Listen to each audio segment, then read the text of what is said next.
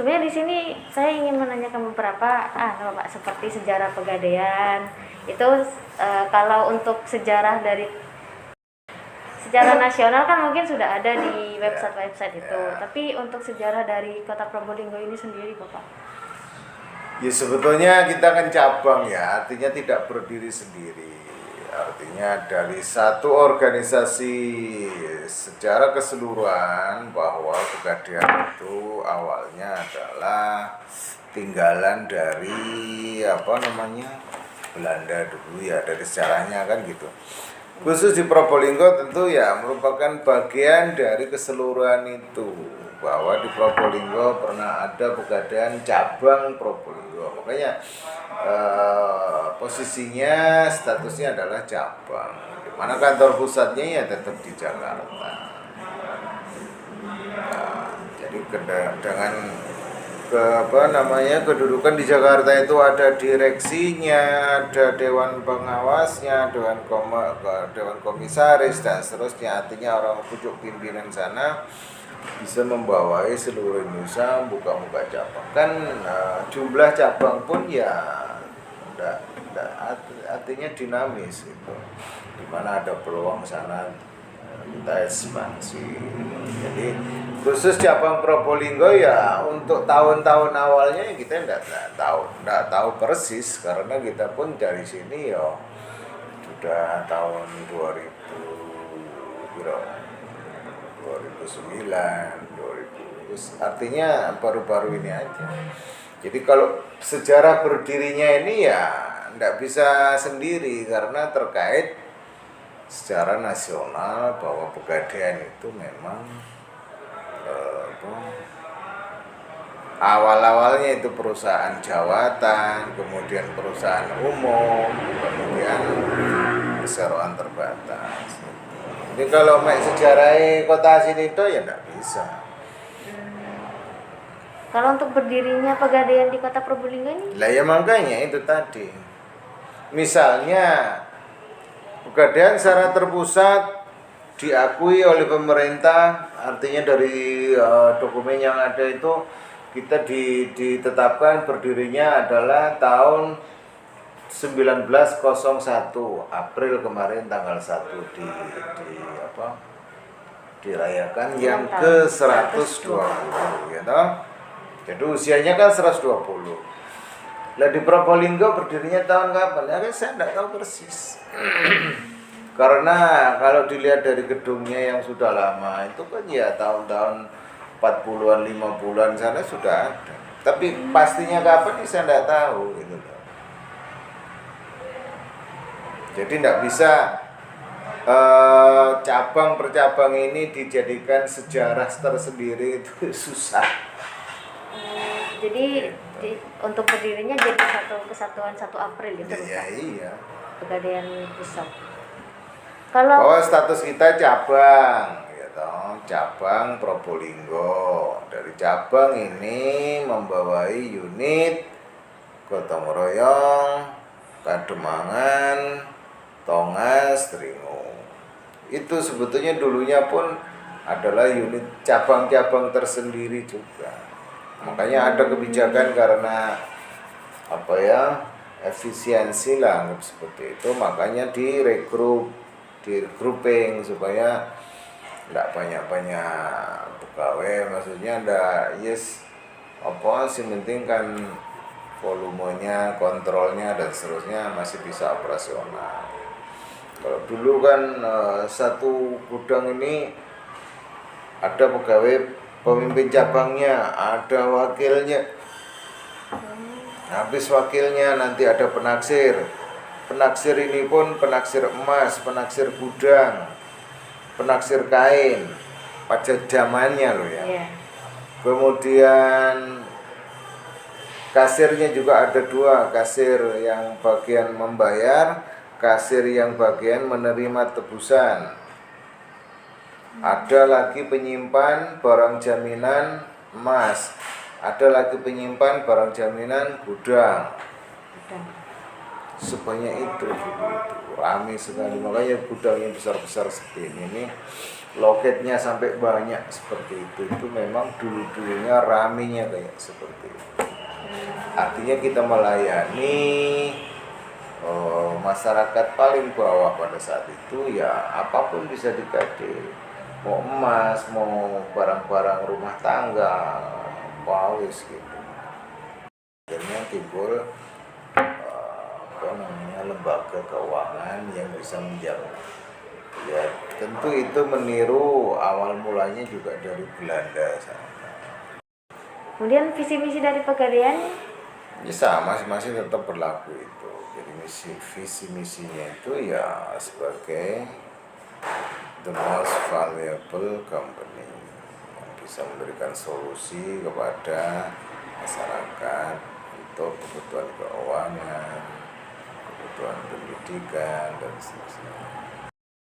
kalau untuk prosedurnya pengajuan kreasi itu Bapak, selain syarat-syarat yang sudah ditentukan, itu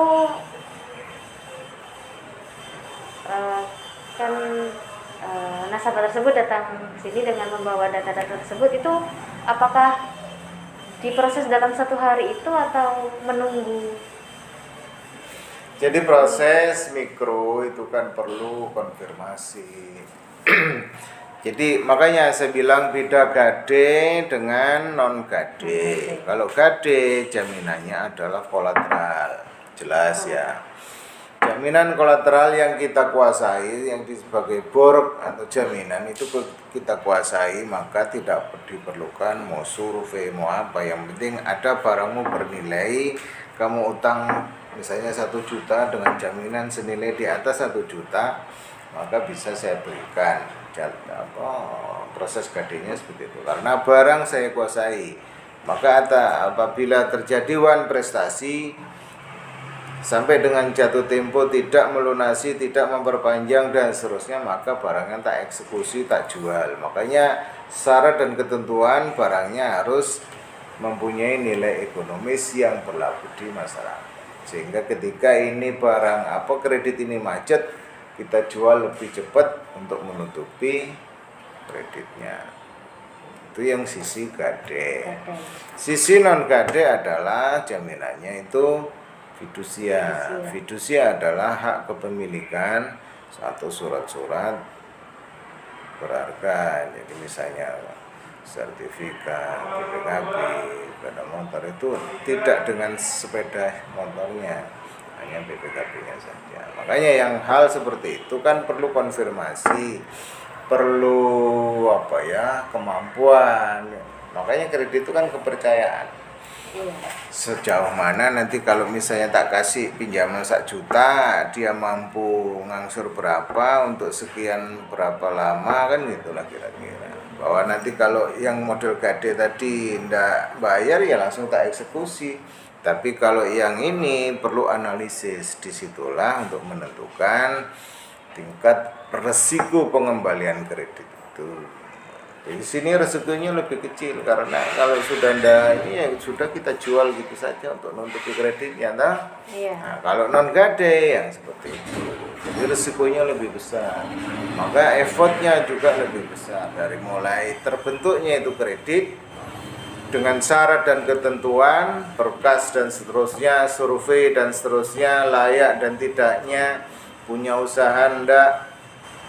Dia harus mengurusi berkas-berkas yang diajukan itu, KTP, KK, surat izin usaha dan seterusnya. Jadi semuanya itu dalam rangka kepercayaan tadi itu mendukung kalau memang betul untuk usaha ya sudah kita percaya. Makanya untuk kepercayaan semakin yakin percaya dengan survei, hasil survei. Maksudnya di survei itu ya kita on the spot, cek lokasi, memang betul ada usahanya, kalau usahanya apa, perkembangannya ya apa, kan gitu ya. Iya. Jadi dengan perkembangan itu akan mendapat pendapatan, ya dari pendapatan itu untuk mengangsur kredit. Tujuannya kan itu. Jadi memang prosesnya agak lama di sini karena itu. Bisa sehari, 2 hari, bisa 3 hari, bisa seminggu, tidak mesti. Kalau misalnya terkonfirmasi pada hari yang ditentukan mau disurvei ketemu, ya mungkin cepat. Tapi ketika ada proses survei ketemu apa orangnya pergi dan seterusnya ya tergantung di situnya. Karena prosesnya ndak seperti gade nanti. Kalau gade kan barangnya kita taksir, oh ini harganya sekian, ya wes tak kasih sekian, deal, oke selesai. Terbentuklah kredit, utang dengan jaminan gade. Kalau yang non gade seperti itu. Ya kita ndak bisa matok sehari, 2 hari, 3 hari. Gitu. Tergantung prosesnya. Ya berarti dari secara keunggulannya itu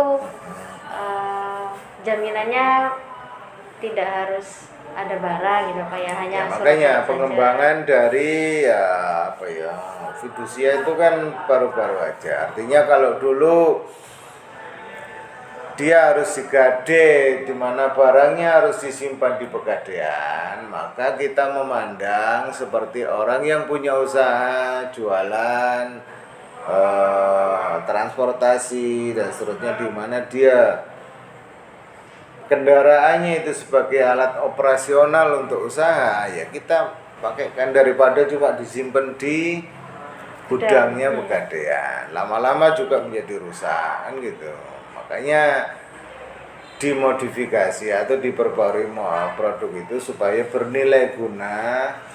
Maka khusus yang punya usaha, di mana usahanya itu kendaraannya sebagai operasional yang menghasilkan ya bawaan gitu, yang kita tahan PPKB-nya saja. Tapi syarat dan ketentuannya harus lebih dari makanya harus diperlukan survei tadi, diperlukan apa perjanjian. Kalaupun pinjaman di atas 10 juta atau di atas 25 juta harus ditandatangani di notaris dan seterusnya. Itu semata-mata bahwa pinjam-meminjam seperti itu supaya ada tanggung jawabnya, hak dan tanggung jawab kita. Jadi pegadaian tetap memberikan hak mencairkan kredit, tapi tanggung jawab pengembaliannya kan menjadi tanggung jawab nasabah. Makanya sampai dengan ya semua ini kan perdata, tapi ada hal-hal yang menjadi pidana seperti ya menjual barang jaminannya dan seterusnya itu. berarti kalau untuk UMKM yang baru gitu Pak, ataukah ada kebijakan dari pegadaian ini usahanya harus berapa tahun gitu?